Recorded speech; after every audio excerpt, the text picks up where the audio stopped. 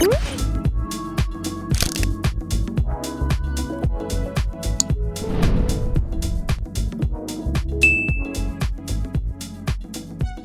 everyone, welcome back to Rolling Solo. My name is Adam Smith, and just before I head out to Gen Con 2023, I'm doing a top 10 list. It's going to be for the games that I'm most interested to see while I'm at Gen Con. So this list, as you can see from the title of the video, is my top 10 games to see at Gen Con. What I mean by see is to literally see them in action, to either obtain them, to learn more about them, any of those things really. I have some games on my list that I'd like to see whether they fit the bill for me. And of course, as most of you know, if you've gone to a con of any type or size in the past, you might go there with a number of games that you're interested in checking out. And then of course, as you play through a bunch of them, you might realize some of them are not really a good fit. And then you find others that are. So what I'm going to do is do this list, which will be the before Gen Con. You'll see what I'm interested in going into it. And of course, there's going to be a bunch of things in my blind spot and hopefully some hidden gems I'm going to find as well. And then when I come back, I'll do another list telling you the ones that actually were my top 10 from the entire con. And you'll be able to compare against them and see how things change from the onset of going into Gen Con versus coming out of it. So that should be quite interesting. I'd also like to hear from you guys as well in the comments below. And I want to hear a number of things. I want to hear, first off, are you going to actually be at Gen Con this year? The other thing I'd like to know is what games are you looking forward to as well? Because I want to know what the community is excited about. It might even put a game on my radar that isn't in this top 10 list. And also I want to mention that just if your game is not on this list and you were hoping that I was going to put it on the list, well, the opportunity is there. I'm going to be at Gen Con. I might even run into you as I'm walking through the different booths and stuff like that through the different publishers. So if you're a designer of a game and you're hoping that I might stumble by your way, put a comment down below and I will do my best to try and swing by. I've got a number of individuals and I'm hoping to try and hit as I'm there based on just basically already enjoying their games. And I'm hoping to find some new games as well and some new publishers kind of pushing some stuff out that's looking to push the envelope in a different way. So that should be fun to try to find those. So let's start off with the honorable mentions. These again are the ones that are not solo playable, but I'm very excited about. Out of the two honorable mentions, I thought the very first one we should start with, being a multiplayer only game, is Disney Lorcana. Now, I would be very surprised to see this not included on anybody's Gen Con list. I think this is one is being very much looked into by everybody. Even as a solo player, people are interested. Now, this doesn't have any solo playability whatsoever officially, but I'm sure someone's going to put together some type of unofficial variant at some point in time. I'll show you some of the pictures for this one. Of course, if you're into Disney, you're going to really like the images that are used across all the card artwork. Is really, really well done. Now, what's going to be a little wild about this at Gen Con is the fact that most likely whatever stock they have on hand is going to be pretty limited. I don't even know exactly what they'll have on hand in the first place, and I wouldn't be surprised if it's tied somehow to your badge and basically allow you to purchase so much within a given time frame. Might be by day, might be by the event itself, something along those lines to kind of control the masses from just obtaining this and I don't know, reselling it, which is what a lot of people are going to try to do. But for me personally, I literally want to purchase these to play the game. I want to buy them and I will be ripping them open immediately. So if I can get my hands on any of these, I'm going to check it out and play it. I'm very, very intrigued by this TCG.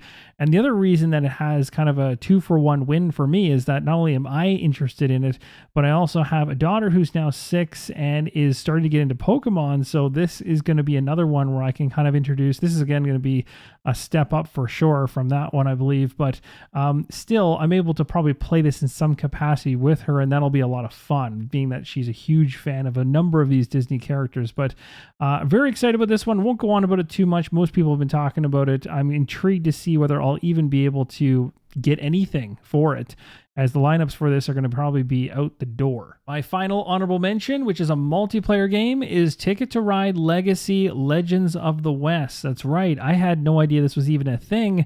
And being that we have a number of Ticket to Ride editions in our house, but we don't have anything to do with Legacy because that's never been done with Ticket to Ride yet. But this honestly is a game that could absolutely do it. It's weird. It's weird how you play something, you enjoy it, and then all of a sudden another version of that game comes out in a different way, and you're kind of like intrigued again. I have put Ticket to Ride down. I haven't really played it much in the last couple of years, but this intrigues me because me and my wife would probably enjoy this one together easily and be able to rip through it. I'll show you some pictures of what they've got here, but I mean, with any legacy game, you're going to be going through it and things are going to be evolving over time. More things will be given to you, more game mechanisms will be opened up. But I'm very intrigued to see what this one actually ends up offering. And so this might be one where I might pull the trigger when I'm there and actually purchase it if they have it available, or I will definitely put on my list of games to acquire when I come back. This is going to be kind of a nice to have for me. Now let's roll into my top 10 games I'm hoping to see at Gen Con in terms of obtaining it, playing it, or learning more about it. It's Lost Ruins of Arnak, The Missing Expedition. So another expansion to this one. Again, a solo playable game that is very well known by the community. And this does not have a lot of votes in here, so I wouldn't go much by this. But a lot of people will tell you that playing this thing solo is definitely a fun endeavor. So having more of what is offered here is nice. This expansion is going to test the strategies offered by 2 new leaders. You're going to explore new past and knowledge on 2 new research tracks. You can simply just add this into the base game, or it can be discovered as part of a solo or 2-player cooperative campaign that consists of 6 chapters, each with their different sets of rules, goals, and achievements. So once I read this, immediately was on board with it, and I'm a big fan of the artwork and the actual gameplay of this one. This one is a blast to play. I've got the entire thing so far, so I'll be going after this 110% if I can get my hands on it. This, and I believe the next entry on the list, are both expansions. I think everything after that is going to be a brand new experience, but there were a couple expansions that I was excited about, and this is definitely one of them. Number 9 for me belongs to another game with Expeditions in its title. This one only says Expeditions. This is a game from Stonemaier Games, a sequel to Scythe, and this is a game that intrigued me the moment that it was announced. I know Scythe is solo playable. I actually did a video series on the channel showing you guys how to play that one solo, and so when I found out this one was coming down the pipes in the same universe as Scythe, I was very excited. So this is one I definitely want to obtain when I'm there. Most likely I may choose to purchase it later on, but I'm getting this regardless. This is one that I really want to add into the fray. I'm excited to see what it offers. I will show you the description for this one. Again, I'm not going into big time detail on these entries because, again, I'm looking to play them for the first time, learn more about them when I'm at Gen Con. So I'm giving you a very, very glazed, high-level view of these. I'll have a better take as I come out the other side of Gen Con as to what I've played. So here is the description here. You can pause the screen if you want to read it, but you've got a competitive card-driven engine-building game of exploration. Play cards to gain powers, unique worker abilities, move your mechs to mysterious locations. Like, all of this falls right into the realm of stuff that I'm interested in. I'm very excited to check this out. I did warn you we were going to be quick and concise as we go through this list. This is the 8th position. Rolling right along, we have 3 Ring Circus. This one popped up on my radar as I saw that this one's all about hiring artists and offering performances to become the most famous circus in the United States. That sounds like so much fun. Now, if you take a look at the description here, you can pause the screen if you want to read the entirety of what's going on here. There's a lot going on. But basically, you're taking the role of a circus director who tours the United States at the end of the 19th century. That's essentially what you are doing. So you're going to go through all what you'd expect to see during that time frame, hiring artists, offering performances across towns, and you're going to be, of course, trying to build up your fame as you go along. The game board and the artwork in this one is what really drew me in. When I saw this, I was like, this looks cool. This looks fun and interesting, and also it doesn't look convoluted in terms of just weight and also just how much it takes up on your table in terms of space. It looks like it's something that would be, interesting to have on the table, but not convoluted, and that's going to take a long time to learn and play. So I think this would be a really fun one to jump right into. So I'm excited to see how the solo play is on this one. I might also be interested to see how the multiplayer plays as well. But either way, this one jumped way up on my list and is now in the 8th position. It might even rise after I play it, but I was very intrigued by the theme of this one. Another one which has been rising up my list is Galactic Cruise. This one sits at the 7th position. You're building and launching shuttles to send guests on luxurious space vacations. This is a topic that is, very timely. And as we go through the box art, you're going to notice something right away. It's gorgeous. Not only that, but the actual artwork of the game itself is extremely nice. And as you continue on through it, if you're looking for something around the engine building side of things, a Euro side of the equation, this is going to be right up your alley. I'm very excited to try this out myself. This looks like it's going to be coming to Kickstarter. If it already has come to Kickstarter, I completely missed the boat, but you will certainly recognize the artist Ian O'Toole, who has done phenomenal work, and that was the main driver that sucked me into this as I was going through artwork of games that were coming to Gen Con. This one just looked really, really cool. So I am excited to try this one to see whether it fits for me. Now, taking a look, very, very few votes through here, but a couple people have recommended it for solo play. And I'm really excited to see more about it. So here's a quick, I shouldn't say it's quick. This is actually quite a long description, but if you want to pause the screens, you can actually read this yourself, or you can just go to BGG in order to find out more.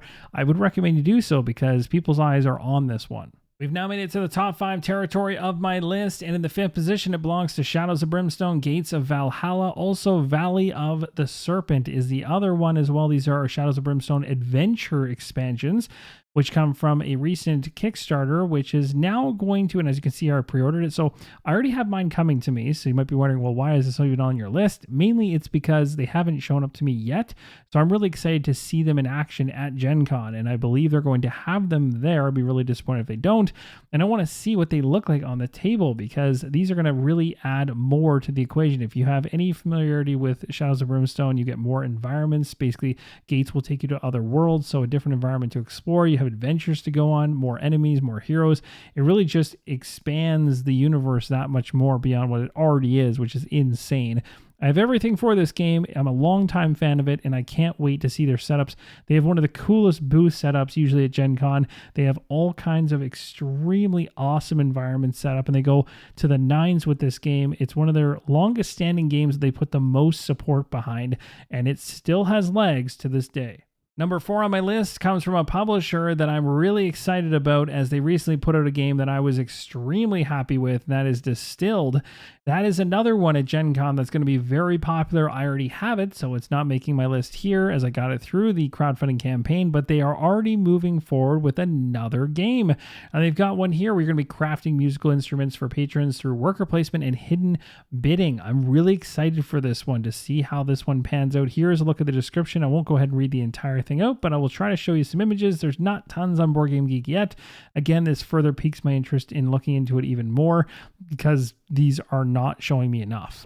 Long story short, now if you actually go to the publisher's page, I don't know if they actually have anything for this one listed as of yet. I probably will do a bad job of finding this in the moment, but you can see there's Distilled. Honestly, massive fan of Distilled. They did a fantastic job of the solo experience on that one, so it gives me high hopes, even though I can't find any real solid information on the one I'm looking for right now as to what they're going to be doing in the future. I'm excited to see what they will continue to push for solo gamers, and I'm excited to see this being something that I don't have anything in my current collection that lines up with this theme and this vibe, so I'm very excited to see what this is all about. Number 3 on my list is a very popular one, and one I'm very intrigued by because I've played Terra Mystica before and I've really enjoyed it, and this is Age of Innovations. You're going to terraform the world to expand your faction and create innovations on the way. It is going to be a 1 to 5 player game. Now, my curiosity stems from whether this is even going to be worth it at a solo playable level. I'm not 100% sure on that yet, but I do want to check it out just to see if it is possible. And also, is it well done, or is it just kind of tacked on? Like, I want to see how that pans out. Now, as a multiplayer game, I have no doubts that this will be pretty solid, being that I know what Terra Mystica is all about, and I know how involved and interesting and unique that one was, and it's a classic. So this will likely be very, very good on the multiplayer front, but I'm very intrigued to see if the solo play has anything behind it. But in terms of how it looks on the game table, I mean, one look at it will tell you a lot. There's a lot going on. And if you take a look here at the actual weight of this thing, it's tipping up towards the heavier side of the equation, which is still intriguing to me, even as a solo gamer. As we continue our climb to the top, number 2 for me belongs to Kinfire Chronicles Night's Fall. A team of seekers work together to fight back the darkness threatening the world. Now, this one has really awesome looking artwork, which I'm a fan of. If you take a look down here, here's the description. Again, you can pause the screen if you wish in order to read that. I will not go through that right now just for the sake of time. And I will show you pictures though, because I want to show you what this thing looks like. It looks really cool. Like, I am very, very intrigued by this one. It just has a table presence, and again, this is a tabletop simulator shot, so not the greatest on that front, but I want to see this up close and personal to see how this all works. You'll see there's no miniatures here. We got standees going on, but it's an adventure game. And I feel like this is going to be right in my wheelhouse, like exactly the kind of thing that I would typically gravitate towards, or maybe be interested in seeing whether it's a good fit for me. And I think this one is going to certainly hit the mark on most accounts. And I'm very curious to see if it hits it on all accounts. But I will be telling you more about this one when I come out the other side of Gen Con, because this is very high on my list.